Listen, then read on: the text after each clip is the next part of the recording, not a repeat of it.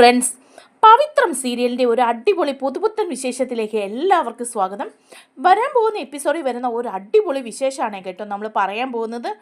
നമ്മുടെ വിക്രവും വേദയും കൂടെ ഒരുമിച്ചൊരു യാത്ര പോവാണ് ഒരമ്പലത്തിലേക്ക്. വിക്രത്തിൻ്റെ മുത്തശ്ശിയും കൂടെയുണ്ട് കേട്ടോ. അങ്ങനെ വിക്രത്തിൻ്റെ അച്ഛമ്മയുടെ കൂടെ ആ യാത്ര പോകുമ്പോഴേക്കും ഭയങ്കര രസമാണ്. വിക്രത്തിൻ്റെ അച്ഛമ്മ വിചാരിച്ചിരിക്കുന്നത് അവർ ശരിക്കും വിവാഹം കഴിച്ചു നല്ല ഇഷ്ടത്തിലാണെന്നാണ് കേട്ടോ. അപ്പോൾ വേദയാണെ വിക്രത്തിൻ്റെ രഥത്ത് ചാരിക്കിടന്നൊക്കെ യാത്ര ചെയ്യുന്നുണ്ട്. ആ വിശേഷങ്ങളാണ് നമ്മൾ പങ്കുവയ്ക്കാൻ പോകുന്നത്. നമ്മുടെ വീഡിയോയ്ക്ക് ലൈക്കൊക്കെ തീരെ കുറവാണ്. ദയവേത് എല്ലാവരും ലൈക്ക് ചെയ്യാനും വീഡിയോ മുഴുവൻ കാണാനും ശ്രമിക്കണേ. അതുപോലെ നമ്മുടെ ചാനൽ കൂടി ഒന്ന് സബ്സ്ക്രൈബ് ചെയ്ത് നമ്മളെ സപ്പോർട്ട് ചെയ്യും. പ്രതീക്ഷിതമായിട്ടാണ് കേട്ടോ വിക്രത്തിൻ്റെ അച്ഛമ്മ വീട്ടിലേക്ക് എത്തുന്നത്. സുധാകര മാഷിൻ്റെ അമ്മയാണ്. ആള് ഭയങ്കര കർക്കശക്കാരിയാണ്. എല്ലാവരോടും ഭയങ്കര സ്നേഹമൊക്കെ ആണെങ്കിലും എല്ലാ കാര്യത്തിലും കൃത്യനിഷ്ഠയും കാർക്കശ്യവും ഒക്കെ ഉണ്ട്.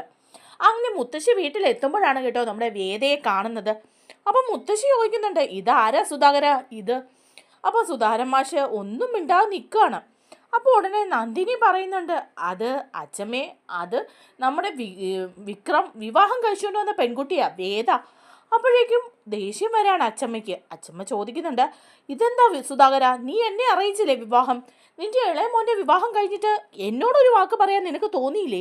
നീ മറന്നുപോയോ പെറ്റതള്ളേ? അപ്പോഴേക്കും സുധാകര മാഷ് പറയുന്നുണ്ട്, അത് അമ്മേ, അങ്ങനെ പറയാൻ പറ്റുന്ന ഒരു എന്ത് പറയാൻ പറ്റുന്ന, എന്തായാലും അവൻ്റെ അച്ഛമ്മയല്ലേ ഞാൻ, എന്നെ ഒന്ന് അറിയിക്കായിരുന്നു. അപ്പോഴേക്കും ഉടനെ തന്നെ ശ്രീജ പറയുന്നുണ്ട്, അതച്ഛമ്മേ, ഒരു പ്രത്യേക സാഹചര്യത്തിലാണ് വിക്രം വേദിയെ വിവാഹം കഴിച്ചതെന്ന് പറയാണ്. അപ്പോൾ വിനയനും പറയാണ്, ശരിയാണ്, ഒരു പ്രത്യേക സാഹചര്യത്തിലാണ് ക്ഷേത്രത്തിൽ വെച്ച് വിളിച്ചുകൊണ്ട് വന്ന് പെട്ടെന്ന് താലി കെട്ടുമായിരുന്നു. അതാണ് ഭയങ്കര സംഭവ ബഹുലമായിരുന്നു കാര്യങ്ങളൊക്കെ. ആഹാ, അത് കൊള്ളാമല്ലോ. എടാ മോനെ വിക്രം, നീ ഇത്ര സാഹസികനൊക്കെ ആയിരുന്നോ? നീ ശരിക്കും അച്ഛമ്മയുടെ മോൻ തന്നെയാണല്ലോ. എനിക്കിതൊക്കെ ഭയങ്കര ഇഷ്ടമാണ്. അല്ലാതെ ഇവന്മാരെ പോലെ നല്ല ആണുങ്ങളായ നല്ല വീര്യവും ശൂര്യവും ഇതുപോലൊക്കെ വേണം. ഒരു പെൺകുട്ടിയെ വളച്ചെടുത്ത് കൊണ്ടുവന്ന് താലി കെട്ടാന്നൊക്കെ പറഞ്ഞാൽ അത് വലിയ കാര്യമല്ലേ. മോളെ വേദേ, നീ ഇങ്ങോട്ട് വന്നേ എന്ന് പറയണം. അപ്പോൾ വേദ ചെന്നിട്ട് മുത്തശ്ശിയുടെ അനുഗ്രഹമൊക്കെ വാങ്ങുന്നുണ്ട് കേട്ടോ. അപ്പോൾ പറയുന്നുണ്ട് വേദ, അച്ഛമ്മേ, എനിക്ക് എന്നൊക്കെ ഇങ്ങനെ പറയുമ്പോൾ പറയാണ്, മോളെ നീ പോയി അച്ഛമ്മയ്ക്ക് ഒരു കാപ്പി ഉണ്ടാക്കിക്കൊണ്ട് വന്നേ എന്ന് പറയുമ്പം വേദ പോവാണ് കേട്ടോ. വേദ പോയിട്ട് സ്പെഷ്യൽ കാപ്പിയൊക്കെ ഉണ്ടാക്കിക്കൊണ്ട് വരുന്നുണ്ട്. അപ്പോൾ എല്ലാവരും പറയാണ്, ഇതെന്താ കഥ, വേദയുടെ കാപ്പി എങ്ങനെ ആയിത്തീരും എന്ന് നന്ദിനി ഇങ്ങനെ പറയാണ്. അതേസമയം അച്ഛമ്മ കുടിച്ചിട്ട് പറയുന്നുണ്ട്, നല്ല അടിപൊളിയായിട്ടുണ്ടല്ലോ മോളെ, ഇതെങ്ങനെ എൻ്റെ അതേ ടേസ്റ്റിൽ നീ ഉണ്ടാക്കി? അപ്പോൾ വേദ പറയാണ്, അതേ, ഞാൻ അച്ഛമ്മയുടെ യൂട്യൂബ് ചാനൽ കാണാറുണ്ട്, അച്ഛമ്മയെ ഫേസ്ബുക്കിൽ ഫോളോ ചെയ്യാറുമുണ്ട്, ഒരു ഫോളോവറാണേ. അത് കേൾക്കുമ്പം അച്ഛമ്മ പറയാ, ആഹാ എടി മോളെ, നീ എൻ്റെ ഫോളോവറൊക്കെയാണോ? കൊള്ളാമല്ലോ. അപ്പേ നീ ഇനി മുതൽ എൻ്റെ അഡ്മിനും ആയിക്കോ എന്നിങ്ങനെ പറയാണ് കേട്ടോ. അങ്ങനെ അവർ ഭയങ്കര സെറ്റായിട്ട് ഭയങ്കരമായിട്ട് വേദയെ ഇഷ്ടപ്പെടുകയാണ് അച്ഛമ്മയ്ക്ക്. അങ്ങനെ അങ്ങ് ഭയങ്കര സുഖമായിട്ട് വേദയെ ഭയങ്കര സ്നേഹമാണ് കേട്ടോ. വിക്രത്തിനോട് പറയുന്നുണ്ട്, എടാ മോനെ, നിൻ്റെ ഭാഗ്യമാണ് ഇവള്, എനിക്ക് ചേരുന്ന വൈബുള്ളതാണ് ഇവള് എന്നൊക്കെ അച്ഛമ്മ പറയുന്നുണ്ട്. അതിനുശേഷം പറയുന്നുണ്ട്, ഇതൊക്കെ കേൾക്കുമ്പോൾ നമ്മുടെ സുധാകര മാഷിന് ഇഷ്ടപ്പെടുന്നുമില്ല കേട്ടോ. ഇവരെന്താ ഈ പറയുന്നത്? ഈ വിവാഹം എങ്ങനെയാണ് നടന്നതെന്നെങ്ങാനും അമ്മ അറിഞ്ഞാൽ അപ്പം അറിയാം കാര്യങ്ങളുടെ പോക്ക്. അപ്പം ഉടനെ തന്നെ പറയുന്നുണ്ട് കമല, അതിപ്പം ഞാൻ എന്ത് പറയാനാ? നിങ്ങൾ പറഞ്ഞിട്ട് മനസ്സിലാക്കാത്ത നിങ്ങളുടെ അമ്മ ഞാൻ പറഞ്ഞാൽ മനസ്സിലാക്കുമെന്ന് തോന്നുന്നുണ്ടോ എന്നൊക്കെ പറയണം. അങ്ങനെ അച്ഛമ്മ തീരുമാനിക്കുകയാണ് കേട്ടോ, ദൂരെ ഒരു അമ്പലത്തിൽ എല്ലാവരും കൂടെ പോകണമെന്നുള്ളത്. അങ്ങനെ ഫാമിലി ആയിട്ട് ഒരു ടൂറ് പോലെ പോകണമെന്ന് തീരുമാനിക്കുകയാണ്. അങ്ങനെ ഒരു ട്രാവലറൊക്കെ പിടിച്ചിട്ട് എല്ലാവരും കൂടെ പോവുകയാണ് കേട്ടോ. ശ്രീജയും നന്ദിനിയും എല്ലാവരും ഉണ്ട്. അങ്ങനെ പോകാനായിട്ട് വണ്ടി വരികയാണ്. വിക്രവും വേദയാണ് കേട്ടോ ആ യാത്രയിലെ മെയിൻ അട്രാക്ഷൻ. അങ്ങനെ അച്ഛമ്മ വണ്ടിയിൽ കയറിയിരിക്കുകയാണ്. എന്നിട്ട് എല്ലാവരെയും വണ്ടിയിൽ കയറ്റി ഇരുത്തുന്നുണ്ട് കേട്ടോ. അപ്പോഴേക്കും നോക്കുമ്പോൾ അതാ എല്ലാവരും ഇരിക്കുന്നു. കമലയുടെ അടുത്ത് സുധാകരൻ മാഷും ഇരിക്കുന്നുണ്ട്. എന്നാൽ ശ്രീജയുടെ അടുത്താണ് കേട്ടോ നമ്മുടെ വേദ ഇരിക്കുന്നത്. വിക്രത്തിൻ്റെ കൂടെ വിനായകനും ഇരിക്കുകയാണ് കേട്ടോ. വിശ്വവും പുറകിൽ ഒറ്റയ്ക്കും ഇരിക്കുകയാണ്.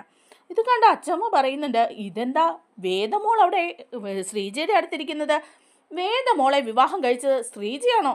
അല്ലല്ലോ, വിക്രമല്ലേ? അപ്പോൾ അവൻ്റെ അടുത്തേക്ക് പോയിരിക്കുക എന്ന് പറയണം.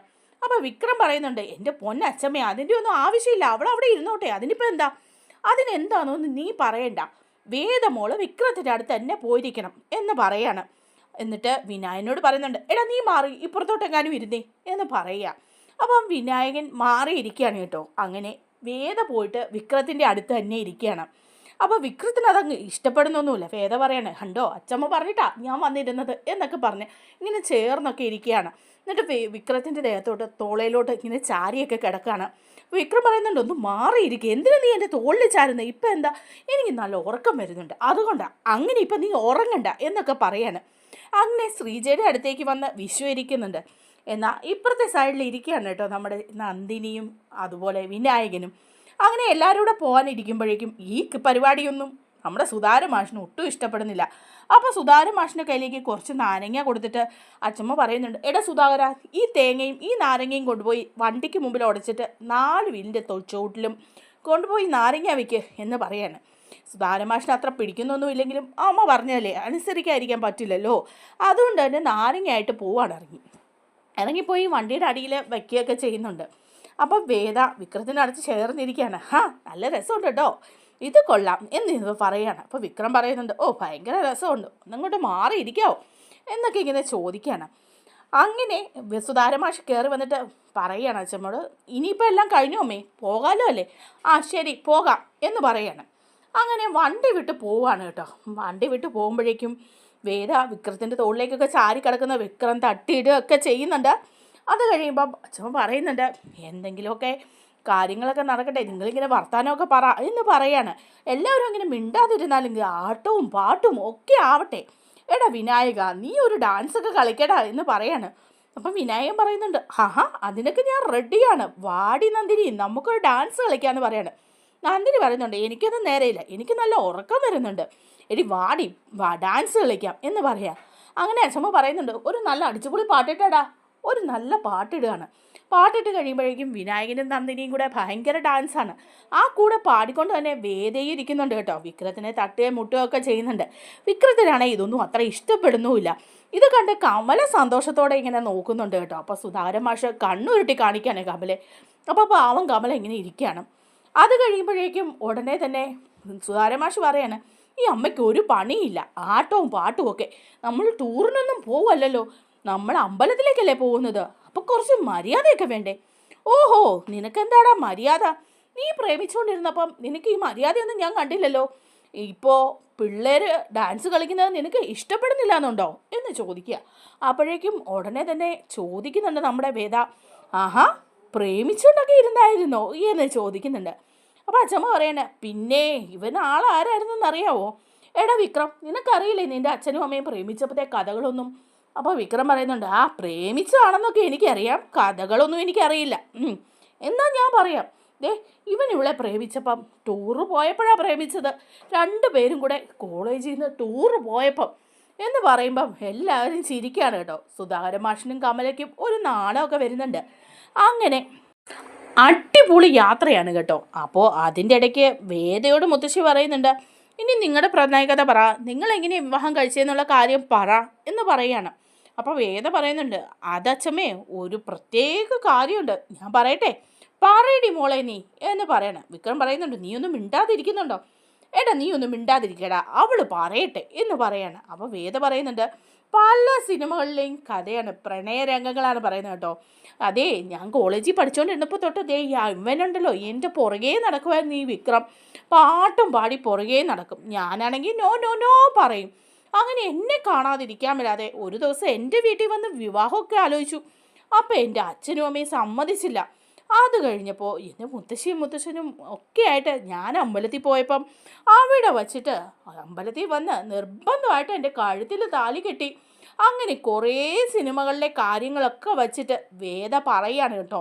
അപ്പോൾ ഇതെല്ലാം കേൾക്കുമ്പോൾ നമ്മുടെ വിനായകനും നന്ദിനിയും കൂടെ പറയുന്നുണ്ട്, ഇത് ആ സിനിമയിലേ അല്ലേ, ഓ ഇത് മറ്റേ സിനിമയിലേ. അപ്പോൾ പാവ അച്ഛമ്മ ഓർക്കുന്നുണ്ട് കേട്ടോ, ഇതെല്ലാം സത്യമായിരിക്കുമെന്ന്.